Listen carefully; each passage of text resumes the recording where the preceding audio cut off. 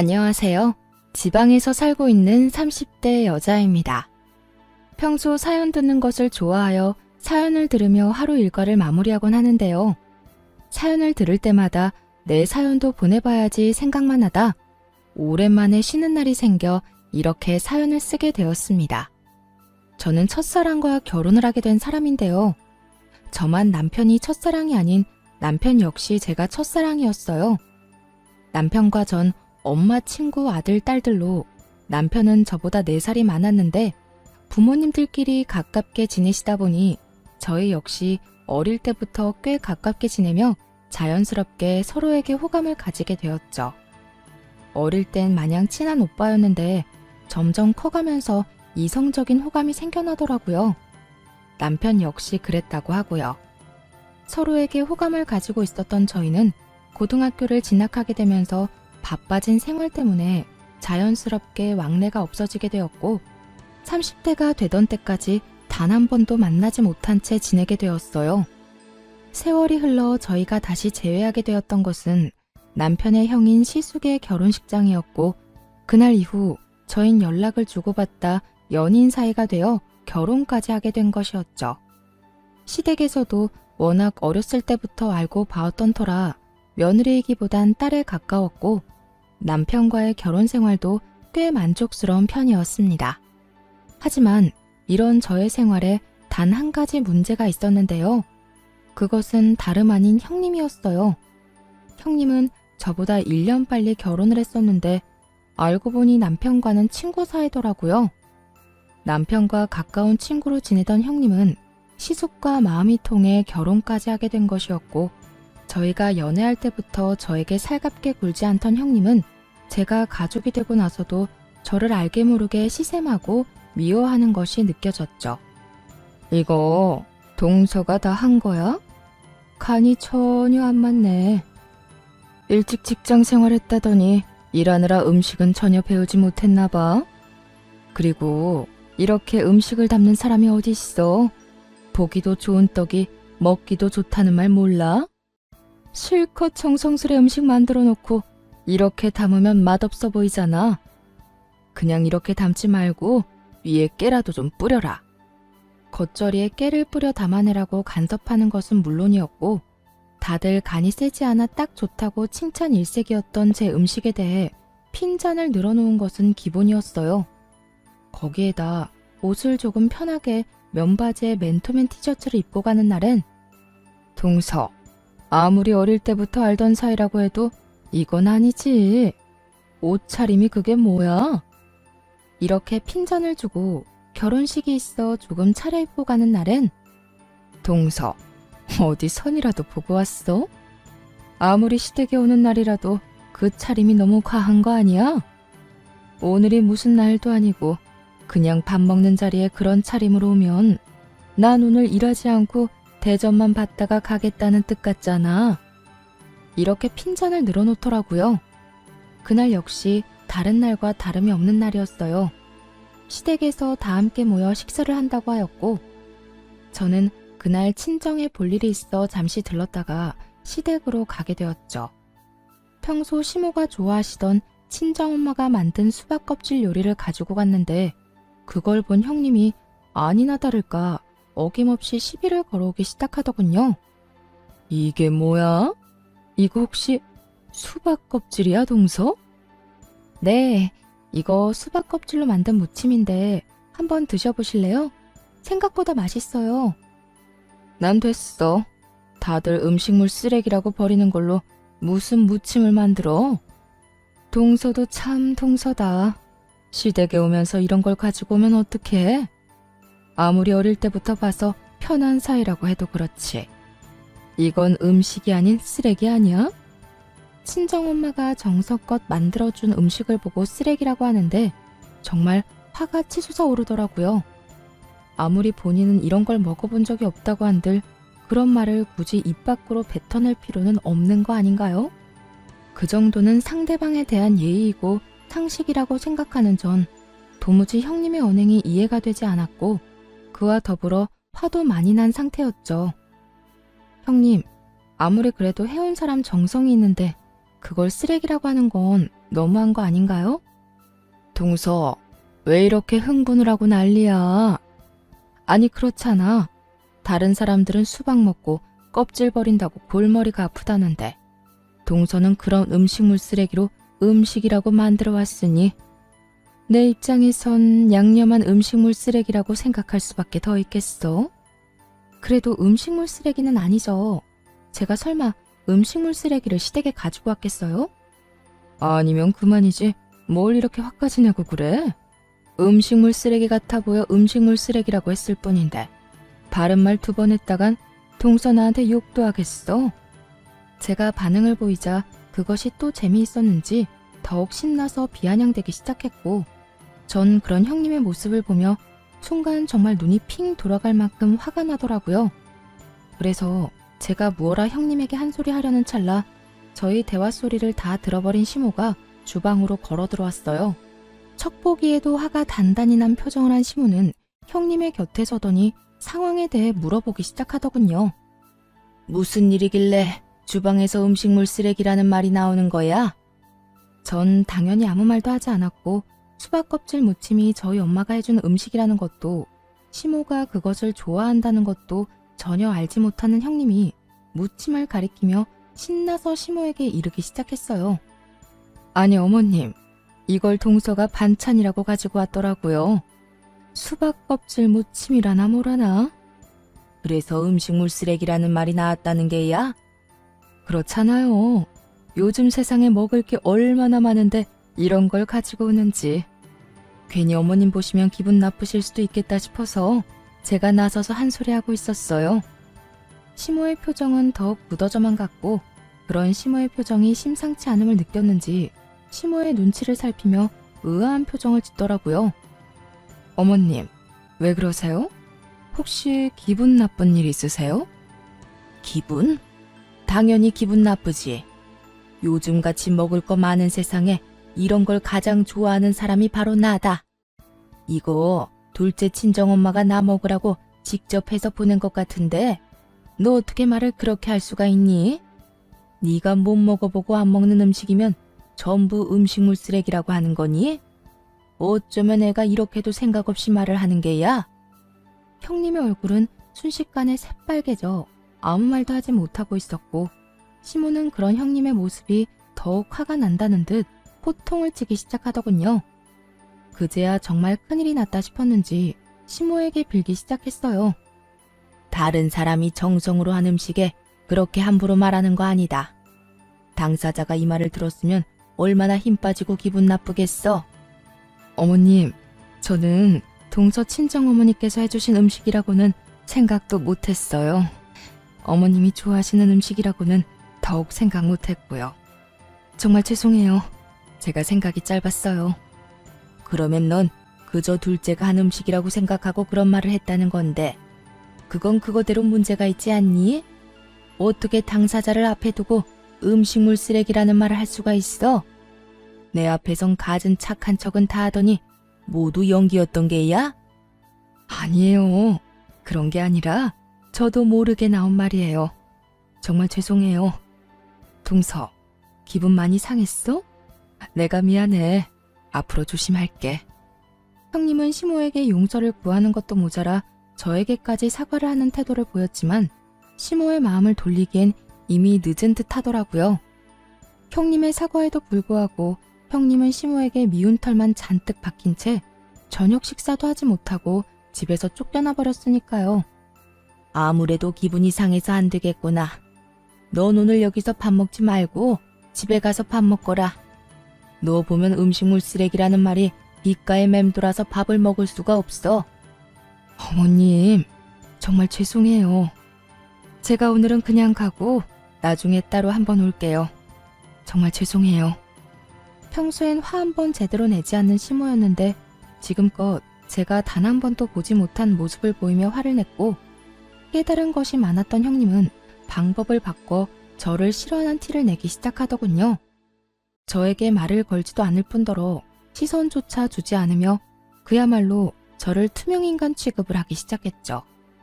형님, 언제 오셨어요? 제가 이렇게 말을 걸어도 제 말은 안 들리는 사람처럼 시모에게 쪼르르 달려가 갖은 알랑방귀를 끼어대더군요. 어머님, 저 뭐 하면 될까요? 저한테 다 맡기시고 어머님은 들어가서 좀 쉬셔요. 며느리가 둘이나 있는데 아직 이렇게 주방에 계시면 어떻게 해요? 얼른 들어가서 좀 쉬세요. 이렇게 말입니다. 따져보자면 제가 잘못한 것이 있는 것도 아닌데 저에게 화풀이하는 것도 꼴같지도 않았지만 괜히 아는 척을 해오며 시비를 거는 것보다 훨씬 편안하긴 하더라고요. 워낙 별것도 아닌 것에 시비를 걸어오던 탓에 차라리 무시당하는 편이 더 편안하다고 생각하게 되는 상황이 황당하긴 하지만 어찌되었든 한결 편안해졌으니 되었다고 생각하던 참이었어요. 형님이 모른 척을 하니 저 역시 형님에게 굳이 말을 걸지 않는 날이 길어지고 있었는데 하는 수 없이 연락을 해야만 하는 일이 생겨나고야 말았었어요.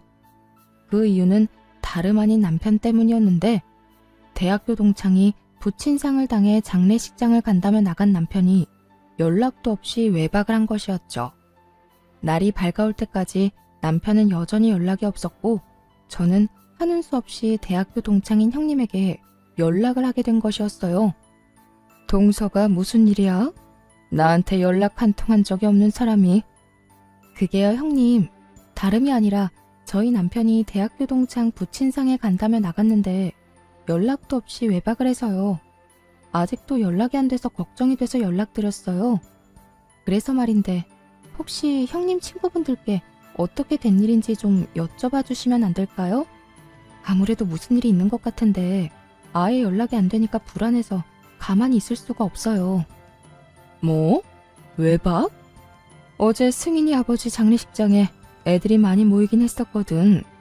나도 잠시 다녀오기도 했고 말이야. 네, 그래서 형님께 전화드렸어요. 제가 그이 친구들 전화번호는 아는 게 없어서요. 그래, 잘했어. 어제 보니까 서방님이 많이 힘들어하긴 하더라고. 제일 친한 친구라서 울기도 많이 울고 말이야. 아마 그 정신에 정신없이 손님 받고 이런저런 일 하느라고 연락도 못하고 잠들었나 보네. 술도 한두 잔 했을 테고 말이야. 있어봐.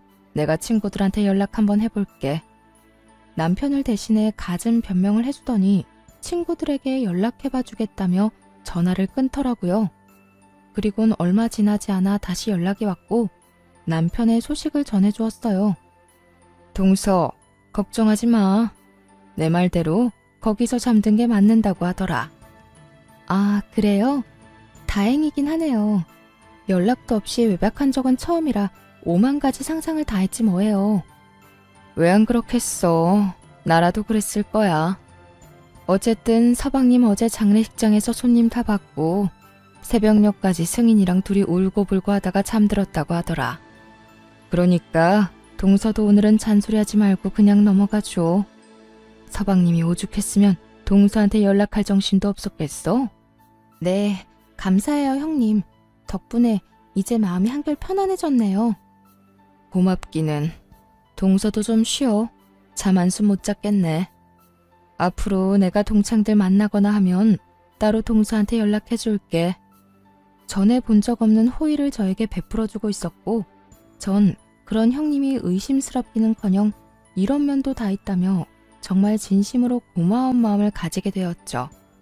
그 당시엔 제 뒤로 무슨 짓을 하고 있을 거라곤 전혀 상상도 하지 못한 상태였고 아무리 저와는 사이가 좋지 않다고 한들 같은 여자로서 저에게 그런 거짓말을 하지 않을 거라 믿어 의심치 않았던 상황이었습니다. 형님의 말에 안심을 하고 남편을 기다리고 있으니 하루 사이 많이 수척해진 남편이 집으로 들어오더라고요. 남편은 저와 눈도 제대로 마주치지 못한 채 주저리 외박 사건에 대해 변명하기 시작했어요. 여보, 미안해. 나도 모르게 지쳐서 잠이 들어버렸지 뭐야. 사실은 친구 아버지가 나를 아들처럼 여기고 엄청 잘 대해주셨거든. 대학교 때 우리 데리고 낚시도 다녀주시고 우리가 크고 작은 사고 칠 때마다 다 도와주시고 하여튼 나한테는 아버지랑 같은 분이라고 생각했는데 그렇게 갑자기 돌아가시니까 어제 감정 주체가 안 됐어. 아무리 그래도 당신한테 연락은 했었어야 했는데 술도 한잔하고 많이 울기도 해서 나도 모르게 잠들어 버린 거 있지? 그렇지 않아도 형님께 들었어. 워낙 친한 친구였다는 것까지 말이야. 연락도 없이 외박할 사람이 아닌데 온다 간다 말도 없이 안 오니까 걱정했던 건 맞는데 그렇다고 화가 난 건 아니니까 그런 걱정은 하지 마. 그나저나 좀 괜찮아? 친구는 어때? 좀 진정됐어? 정말 진심이었어요. 이때까지만 해도 정말 남편에 대한 걱정이 앞섰을 뿐 그 어떤 의심은 하지 않고 있었는데 그 다음 남편의 입에서 나오는 말로 인해 상황은 180도 바뀌고야 말았습니다. 어? 하진이 진정되는 거 보고 바로 왔어. 어쨌든 미안해. 다음부턴 이런 일 없도록 할게. 그래. 일단 들어가서 쉬어. 혹시 여러분은 눈치를 채셨나요? 부친상을 당한 친구의 이름이 형님이 말해주었던 친구의 이름과 다르다는 사실을요. 남편은 제 말에 알겠다고 하며 안방으로 들어갔고 전 그런 남편을 보며 의심을 품게 되었죠. 정신이 없다면 이름 정도는 헷갈릴 수 있다고 생각할 수도 있겠지만 그때는 정신이 없기는커녕 정신이 또렷해졌을 때일 뿐더러 남편도 남편이지만 형님이 이름 따위를 헷갈릴 일 없다고 생각했어요. 그 순간 형님이 남편을 대신해서 했던 변명들도 어쩌면 거짓말일 거란 생각이 들기 시작하더니 남편의 모든 행동이 수상하게 보이더군요. 우선 남편의 생활을 지켜보니 일정한 패턴이 있다는 것을 알아채게 되었어요. 남편의 늦는 날엔 꼭 등장하는 인물들이 있었는데 그건 대학교 동창들이었죠. 그때마다 형님은 기다린 사람처럼 저에게 연락을 해와 남편의 알리바이를 제공해 주었고요. 동서, 이야기 들었지? 오늘 친구 모인다는 거. 아, 네. 아까 연락이 와서 급하게 잡힌 약속이라고 저녁 먹고 가볍게 한잔하고 온다고 하더라고요. 나도 잠시 들렸다가 방금 집에 들어왔는데 오늘은 남자애들끼리 모여 있더라고. 내가 동서한테 보내주려고 사진까지 찍어왔어. 전화 끊고 보내줄 테니까 보고 안심하라고. 다 동서가 아는 친구들일 거야. 이렇듯 형님은 늘 본인은 집에 먼저 왔는데 남편은 친구들과 있을 거라며 남편의 증인이 되어주었고 본인이 말한 대로 사진까지 보내주며 제 의심을 잠재우려고 노력하고 있더군요. 한번 시작된 의심은 점점 더 커져만 갔고 도저히 그냥 있을 수는 없더라고요. 전 그 모든 의심스러운 상황에 종지부를 찍고자 흥신소를 이용하기로 했고 며칠 뒤 흥신소에서 전해받은 자료들은 과히 충격적일 수밖에 없었습니다. 사모님, 제가 자료는 다 보내놨습니다. 확인해 보시면 되시고요. 예상하셨다시피 남편이 외도를 저지르고 있던 게 맞더라고요. 상대는 대학 동창으로 그쪽도 결혼을 한 상태였고요. 제가 조사한 바론 남편 형수하고도 관련이 있는 것 같더라고요. 두 사람이 만나는 날엔 거의 대부분 그 형수라는 사람이 처음엔 함께 하다가 자리를 빠져주는 식으로 동창들 눈을 피했고요. 사진이랑 대화 녹음한 것도 있으니 다 확인하시고 연락해주세요. 들어보니 남편은 외도를 저지르고 있는 것이 맞았는데 상대는 다름 아닌 남편의 동창이자 형님의 절친이더라고요. 녹음된 파일은 남편과 상간녀의 대화였는데 두 사람이 어떻게 시작되었는지 낱낱이 녹음되어 있었죠. 그래서 자기는 언제부터 날 좋아했는데? 그걸 모른다는 사실이 정말 놀랍다. 나 자기 대학교 때부터 좋아했었어.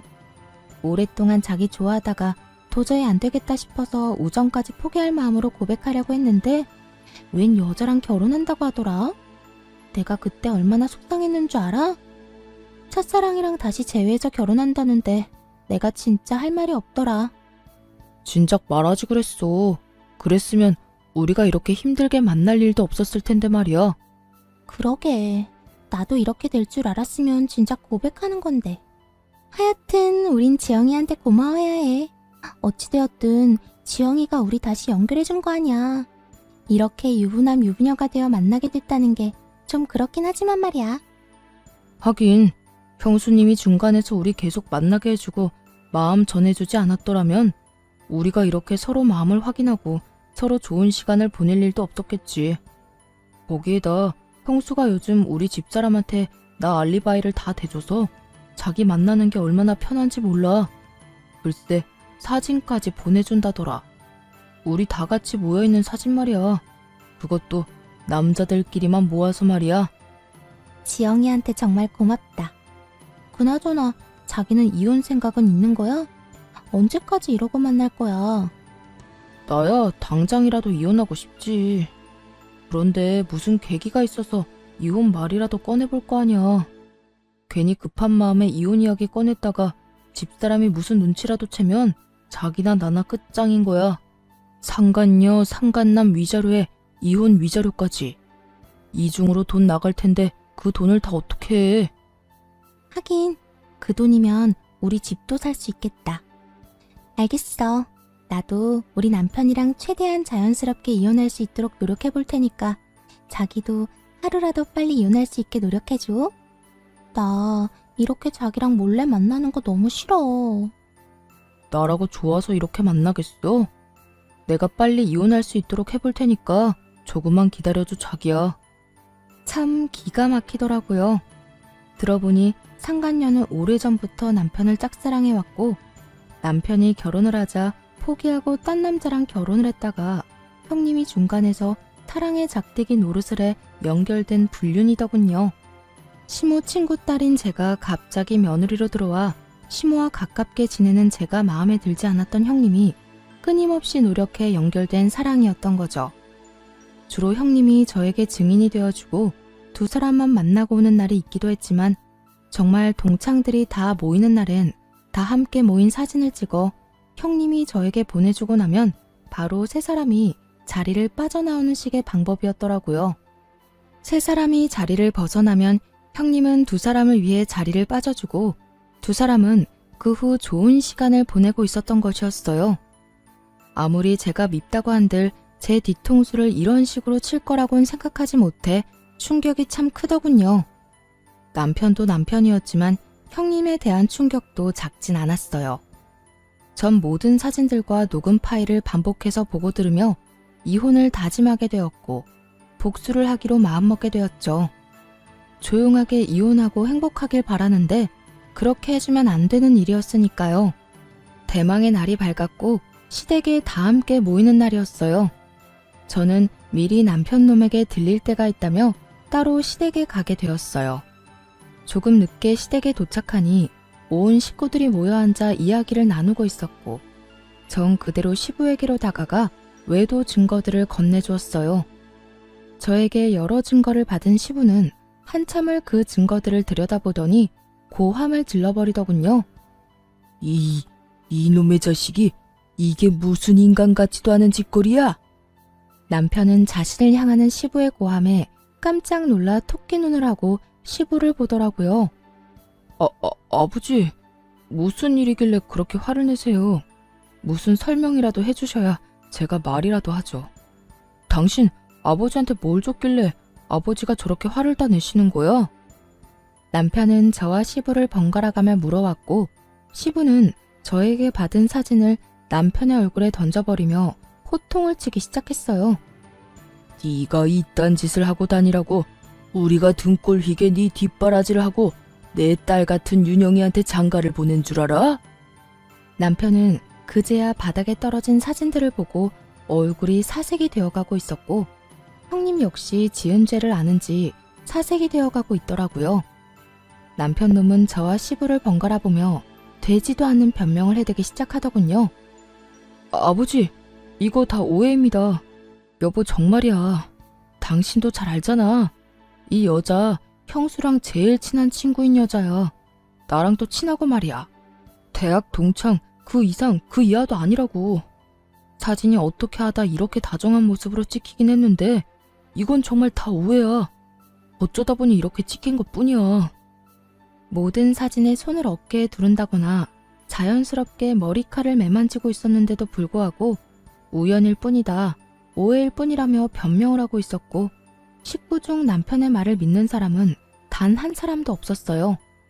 시모는 충격으로 아무 말도 하지 못하고 있었고, 시부는 말도 안 되는 변명을 하는 남편을 눈빛으로 가만두지 않을 태세로 노려보고 있었고, 시숙은 듣고도 믿을 수 없다는 듯 형님과 남편을 번갈아 보고 있었죠.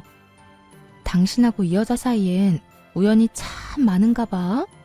그렇지 않고서야 사진마다 이렇게 다정할 수가 있어? 그것도 단둘이서 말이야. 그건 나도 이 여자랑 친해서 그래. 대학교 때부터 아주 친했어. 그러니까 정말 괜히 오해하지 마, 응? 오해 같은 소리 하네. 당신이랑 이 여자랑 자기 타령하면서 나눈 대화 녹음한 것도 있는데 어디 한번 들려줘야 바른 대로 말할 거야? 내가 꼭 그렇게까지 해야겠어? 여보, 정말 미안해. 내가 정말 제정신이 아니었나 봐. 그 여자가 날 대학 때부터 좋아했다고 계속 매달려서 나도 모르게 그렇게 돼버렸어. 그런데 여보, 난 그 여자한테 진심이었던 적은 단 한 번도 없어. 진심이야. 정말 단 한 번도 진심으로 그 여자를 마음에 품은 적 없다고. 당신 지금 그걸 말이라고 해? 당신 마음이 그 여자를 품고 말고는 중요하지 않아. 당신 마음이 어떠하든 당신은 바람을 피웠고 그로 인해 우리가 이혼하게 될 거란 사실은 변하지 않는다고. 제 입에서 이혼 이야기가 나오자 남편은 충격에 빠진 얼굴하고선 저에게 되묻더라고요. 뭐? 이혼? 당신 지금 나랑 이혼하겠다고 한 거야? 당신이 나랑 어떻게 이혼을 해? 당신 나 많이 사랑하잖아. 꼴 같지도 않은 말이었어요. 남편은 자신이 무슨 짓을 하든 제가 본인을 너무 사랑하니 이혼만은 할 수 없을 거라고 확신하고 있더라고요. 그런 밑도 끝도 없는 근거 없는 자신감은 어디서 나오는 것인지 알 수가 없었지만 전 아주 큰 착각을 하는 남편에게 똑바로 다시 이혼을 말해주었죠. 당신 아주 큰 착각을 하고 있는가 본데 다른 여자 좋다는 놈을 내가 왜 사랑해? 정신 나갔니? 당신이 날 배신하고 이딴 짓 하고 돌아다닌 걸 뻔히 아는데 이혼 안 하고 가만히 있는 게 등신이지. 안 그래? 그러니까 우리 이혼해. 더는 당신이랑 살 생각 따윈 없으니까. 이렇듯 제가 당당하게 이혼을 말하는 사이 형님은 몸까지 떨며 불안감에 사로잡혀 있더라고요. 제가 어디서부터 어디까지 알고 있는 것인지 알 수가 없으니 크게 불안해하고 있는 듯 했어요. 시숙은 형님이 몸까지 떨어대자 걱정스러운 마음에 형님에게 말을 걸더라고요. 여보, 왜 그렇게 떨어? 어디 아파? 아니, 조금 놀라서 그래. 시숙의 물음에 애써 말을 돌리고 있었고 전 그런 형님이 빠져나갈 구멍이 없게 형님이 숨기고 있던 사실 역시 그 자리에서 밝혀버렸습니다. 아주버님, 형님 많이 놀랐을 거예요. 제 남편이자 아주버님 동생이 바람을 피우도록 중간에서 도왔던 사람이 다름 아닌 형님이거든요. 뭐요? 재수씨, 그 말이 사실이에요? 그럼요. 이렇게 된 마당에 저한테 뭐 득이 될 게 있다고 그런 거짓말을 하겠어요. 그리고 또 알려드릴 게 있는데 형님 역시 다른 남자와 외도를 저지르고 있더라고요. 상대 역시 대학 동창이자 유부남이고요. 절친하고 서방님이 외도를 저지르니까 그게 부러웠나? 뭐 좋은 일이라고 그런 것까지 따라하는지 모르겠네요. 맞아요. 저는 남편의 뒷조사를 하며 형님의 뒷조사도 하게 되었고 형님 역시 동창이자 유부남과 외도를 저지르고 있더라고요.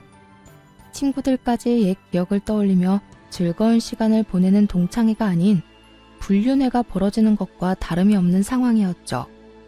제 말을 들은 시숙은 곧장 몸을 떨고 있는 형님의 멱살을 잡아올리며 말했어요. 야, 이게 전부 사실이야? 동창회 간다더니 거기서 내 동생을 바람 피우게 만든 것도 모자라서 당신도 바람을 피우고 있었다는 게? 당신이 어떻게 나한테 이럴 수가 있어? 내가 당신한테 어떻게 했는데? 여보, 내가 미안해. 내가 정말 미쳤었나 봐. 나도 그러지 않으려고 했는데 어쩌다 보니까 그렇게 됐어. 정말 미안해. 미안? 할 짓 못할 짓 다 해놓고선 이제 와서 미안하다고 하면 없던 일이 된다고 생각해? 저 녀석도 그렇지만 당신도 참 염치라고는 없는 사람이구나. 우리도 이혼해.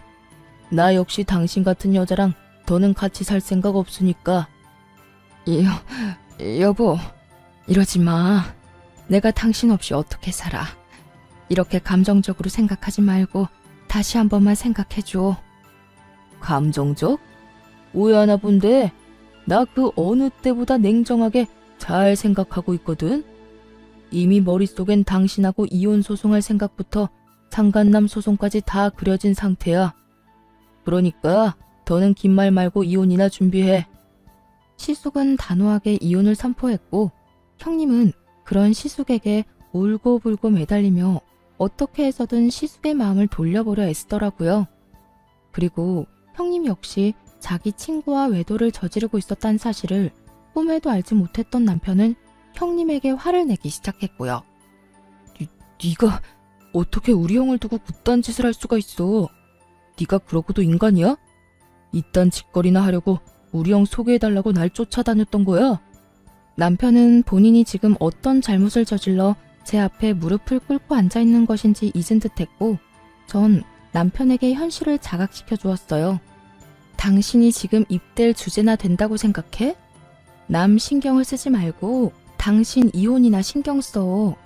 누가 누구한테 질책을 하고 있어? 남편은 그제야 자신의 처지가 형님과 다르지 않다는 걸 깨달은 것인지 급하게 저에게 매달리기 시작하더군요. 여보, 내가 정말 잘못했어. 내가 정 꼴 보기 싫으면 우리 부모님을 봐서라도 나 한 번만 용서해주라. 우리 부모님이 당신 딸처럼 예뻐했었잖아. 남편은 감히 시부모님들을 입에 올리며 저에게 매달리고 있었고 이때껏 잠자코 상황을 지켜보던 시부가 상황을 정리해버리기 시작했어요. 어디서 우릴 파는 게야? 우린 너 같은 놈이랑 계속 살라고 할 생각 없다. 아버지, 그리 불러도 소용없어. 넌 당장 이혼하고 이혼과 동시에 이때껏 우리가 줬던 모든 것을 다 내놓거라. 집, 차, 카드까지. 하나도 남김없이 다 내놓고 이 집에 기어들어올 생각도 하지 마. 아버지, 이렇게까지 하실 필요는 없잖아요. 이렇게 남김없이 다 가지고 가시면 전 어떻게 해요? 이렇게까지 하게 만든 놈이 누군데 감히 말대꾸를 하는 게야?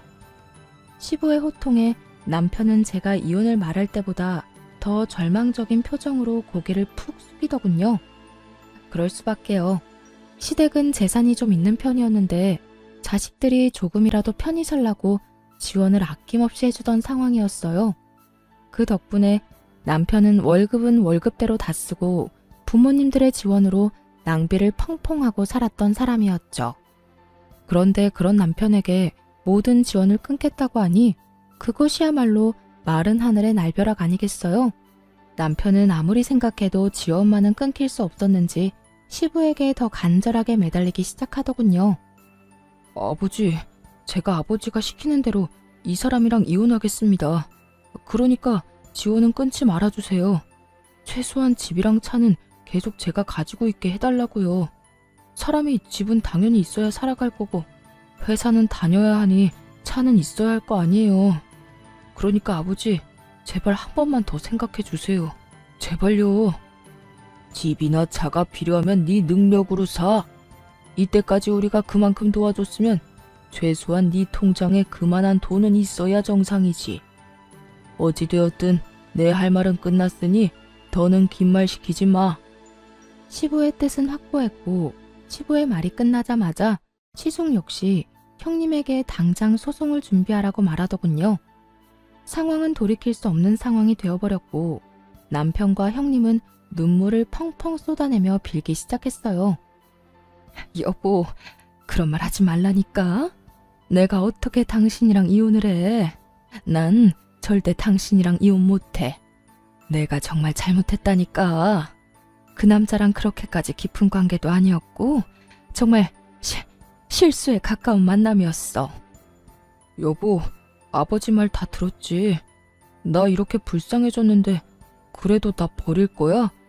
그러지 말고 다시 한 번만 다 용서해줘. 우리가 보통 부부야? 첫사랑이었던 우리가 그 긴 세월을 돌고 돌아 다시 만나 결혼까지 하게 된 부부잖아. 그런 우리가 이까진 일로 이혼한다는 게 말이나 되냐고.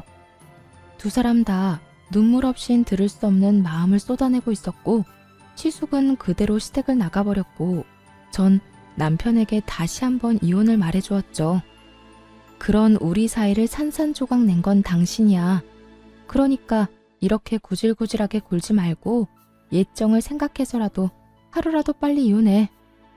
할 말을 끝내고 시댁을 나가려는데 다급하게 저를 붙잡은 남편이 목소리를 낮춰 말하더라고요. 그러면 우리 아버지한테 내 이야기 좀 잘해주면 안 될까? 괘씸하긴 하지만 불쌍하니까 이때까지 해줬던 그대로 지원해주라고 말이야. 당신이 이 말만 해주면 내가 당신 원하는 대로 바로 이혼 서류에 도장 찍어줄게.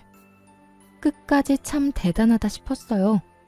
어떻게 된 인간이 다른 사람도 아닌 저에게 이런 부탁을 할 수 있는지 도무지 이해도 되지 않더라고요.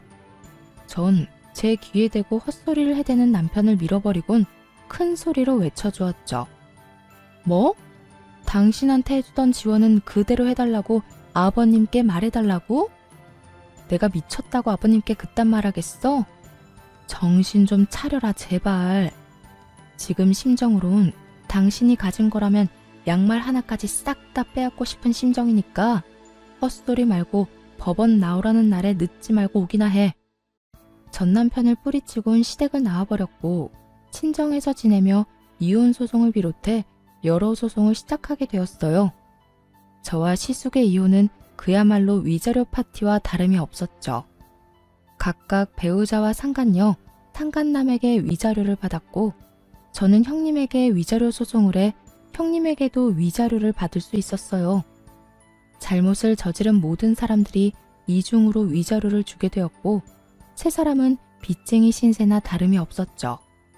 그렇게나 세상에 둘도 없는 사랑과 우정을 뽐내던 세 사람은 소송이 시작되자 철천지 원수와 다름이 없는 사이가 되어버리더군요. 각자 서로의 잘못만을 주장하고 있었고 어떻게 해서든 혼자 살아보려 갖은 애를 쓰기도 했어요. 결국 이혼이 마무리될 때쯤엔 아예 세 사람은 사이가 완전히 틀어져 버린 듯 서로 눈만 마주치면 욕을 한다고 정신이 없더라고요. 이게 다 박지영 너 때문이야. 네가 이 여자랑 나랑 연결시켜주지만 않았더라도 내가 이 모양 이 꼴이 되진 않았을 거라고. 바람을 피우려거든 혼자 피웠으면 됐지. 왜 애먼 사람까지 바람을 피우게 만들어? 참나. 내가 살짝 입기만 불었을 뿐인데 좋다고 쟤랑 눈 맞은 사람이 누군데 이 난리야? 그리고 이렇게 된 게 나 때문이야? 두 사람이 조심성 있게 만났으면 이런 일도 없었을 거 아니야. 내가 그만큼이나 도와줬는데도 그거 하나 똑바로 못해서 이 사태를 만들어? 하여튼 대학 다닐 때도 그렇게 머리가 나쁘더니 지금도 하나 편한 게 없어. 너 말 다 했어? 내가 저 쓸모도 없는 인간 포기한다고 했을 때 네가 나랑 저 인간 이어주려고 그 애만 쓰지 않았어도 우리한테 이런 일이 일어날 일은 없었거든? 그리고 너 아까부터 그저 우리 돕는 척하면서 말하는데 너 우리 돕는 척하면서 너도 바람 피웠잖아. 너 왜 이래? 이렇듯 세 사람은 서로 헐뜯는다고 정신이 없어 보였고 그 모습을 마지막으로 세 사람이 함께 있는 것은 보지 못하게 되었죠. 그 후 들려오는 소식엔 상간녀와 예전 형님은 이혼을 당하고 빚쟁이 신세가 되어 각자의 친정으로 찾아갔다고 하더라고요. 하지만 양쪽 집 다 집안꼴을 우습게 만들었다며 대문도 넘지 못하고 쫓겨났다는 말을 전해 들을 수 있었어요. 전 남편 역시 상황이 좋지 않았어요. 전 남편은 저와의 소송은 어떻게 무사히 넘겼지만 상간녀의 전 남편이 회사로 찾아와 한바탕 난리를 피워댄 덕에 회사는 그만두게 되었고 오갈 데도 없는 빚쟁이 신세가 되었다고 하더라고요. 그야말로 돈 걱정 없이 살던 사람이 한순간에 거지 신세가 되어버린 거였죠. 그렇게 거지 신세가 된 전 남편은 오갈 데가 한 곳도 없었는지 저를 찾아왔더라고요. 거짓골을 하고서 울고불고 매달리기 시작하는데 엄청 절박하기는 한가 보더라고요. 여보, 제발 나 좀 살려주면 안 될까? 소문 들었는지 모르겠는데 나 회사까지 잘려서 진짜 돈 나올 구멍이 없어. 그래서 나보고 뭐 어쩌라고? 돈이라도 달라는 말인 거야? 저는 이렇게 찾아와 그런 말을 하는 이유를 물었고 제 말이 끝나자마자 무릎까지 꿇더니 말을 속사포로 뱉어내기 시작했어요. 돈은 됐고 우리 아버지한테 연락 한 통 해주면 안 될까? 찾아갈 필요까지도 없고 전화 딱 한 통만 해주면 돼. 그러니까 당신 말은 내가 아버지께 전화드려서 당신 꼴이 이러하니 나와 이혼은 하게 되었어도 불쌍한 아들 구제 좀 해주셨으면 한다. 이 말을 해달란 말인 거네. 말이 끝나기도 전에 눈을 반짝이며 고개를 세차게 흔들더라고요. 그러면서 하는 말이 정말 어이가 없어 웃음이 다 나더군요. 내 말이 그 말이야. 당신도 이런 내 꼴 막상 두 눈으로 보니 마음 안 좋은 거 다 알아. 그러니까 당신이 전화 한 통만 좀 해줘. 다른 사람도 아니고 당신이 전화해서 부탁하면 아무리 아버지라도 나 받아주실 거야. 아니, 받아주시진 않으셔도 먹고 살 수는 있을 만큼 도움을 주시겠지. 그러니까 당신이 나 좀 도와줘라. 정말 전 남편이라는 놈은 변한 것이 하나도 없더라고요. 어떻게 저딴 생각을 할 수 있는 것인지. 아니, 머릿속으로 생각할 수는 있다고 해도 어떻게 그 머릿속에 있는 말을 뻔뻔하게 내뱉을 수 있는 건지 어떤 면에선 참 대단하다 싶기도 했습니다. 기대 가득한 눈빛을 보내는 전 남편에게 일말의 희망도 남기지 않기로 했어요. 자신이 한 짓이 있는데 감히 희망을 품다니 가당치도 않은 상황이었죠. 너 정말 큰 착각을 계속하는 것 같은데 난 너 그런 꼴 봐도 아무렇지도 않아. 여보. 그리고 이혼한 지가 언젠데 그 여보 소리 좀 하지 말아줄래? 나 네 말대로 절대 안 해줄 거야. 그럴 생각도 없고. 그런 허튼 짓에 낭비할 시간도 없어. 그러니까 헛된 기대, 이루어질 수 없는 희망 품지 말고 지금부터라도 열심히 살아. 그나마 쌓은 스펙이라도 있으니 어디든 취업은 할 수 있을 텐데 왜 그러고 사는지 정말 이해가 안 된다. 전 남편의 입장에선 청천벽력과도 같은 말이 나오자 실망한 얼굴을 감추지도 못하고 저를 붙잡고 매달리기 시작하더군요. 여보, 아니 그러니까 당신 화 많이 난 거 알아. 나 때문에 상처 많이 받은 것도 알고. 그런데 당신도 보다시피 나 벌 받을 만큼 받았고 반성도 많이 했어. 복수도 이 정도면 성공적이게 끝났을 텐데 이쯤 하고 나 좀 살 수 있게 해줘. 당신 말 한마디면 다 되는데 꼭 이렇게까지 매정하게 굴어야겠어? 난 매정한 게 아니라 굳이 내가 하지 않아도 될 일을 안 하는 것뿐이야. 당신이랑 나 이혼했고 이젠 남인데 내가 왜 남의 가정사에 끼어서 이래라 저래라 해야 해? 난 그러고 싶지 않아. 더욱이 내가 그런 행동을 함으로써 조금이라도 당신한테 이득이 된다면 난 절대 하지 않을 거라고. 이게 내 뜻이고 난 이런 내 뜻을 바꿀 생각 없으니까 다신 나 찾아오지도 마. 당신 가정일은 당신이 알아서 해결하란 말이야. 이런 제 말을 듣고서도 여전히 무릎을 꿇고 빌고 있었고 전 그런 남편에게 찬물 한 바가지와 굵은 소금을 뿌려버리곤 집에서 내쫓아 버렸습니다. 제 악몽 같던 전 남편과의 인연이 끝을 맺게 되었죠. 그 후 저는 잘 지내고 있어요. 여전히 회사 생활은 잘하고 있고 지금은 친정 근처에 새로운 보금자리를 얻어 지내며 자유로운 삶을 즐기며 살고 있습니다. 지금 맡고 있는 바쁜 일만 잘 마무리된다면 회사를 좀 쉴 생각인데요. 사회생활을 시작하고 처음으로 제대로 된 휴식을 취해보는 것이라 요즘 조금 들뜬 생활을 보내는 중이에요. 쉬면서 무얼 어떻게 얼마나 재미있게 시간을 보내나 생각을 하다 보니 며칠 야근을 해도 절로 콧노래가 나오는 거 있죠? 이래서 다들 휴가 하는가 봐요. 거기에다 전 긴 휴가보다 더욱 길게 쉴 예정이니 더욱 행복한 나날들을 보내고 있는 중이랍니다. 이혼을 하고 난 후 아무래도 부모님이 가장 큰 걱정이었는데 부모님은 저를 더 걱정하고 계시더라고요.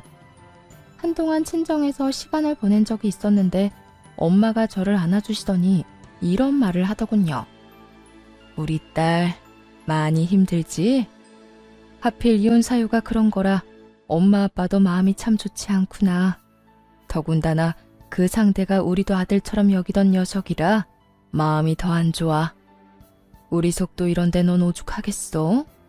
그런데 딸, 살다 보면 이런 일도 있고 저런 일도 있는 거야. 지금 우리 딸이 겪고 있는 이런 일을 겪지 않았다면 더없이 좋겠지만 아픈 일은 일어나 버렸고 되돌릴 수도 없으니 엄마 아빠 품에서 잘 흘려보내도록 해보자. 영원히 우리 딸 마음에 상처가 되지 않도록 멀리 잘 흘려보낼 수 있도록 엄마 아빠가 옆에서 도와줄게. 이렇듯 전 친정에 지내며 부모님의 도움을 받아 전 남편에게 받았던 상처를 잘 흘려보냈고 조금 남은 파편은 이번 휴식에서 잘 흘려보내보려고 합니다. 그렇게 잘 흘려보내다 보면 웃으며 이혼을 말할 순 없더라도 최소한 아무런 감정 없이 이혼을 말할 수 있는 날이 오지 않을까요? 그러면 제 이야기는 여기까지 하고 전 마저 휴식 계획을 세우러 가보려고요. 저의 긴 이야기 들어주신 모든 분 너무 감사합니다. 좋은 하루 되세요.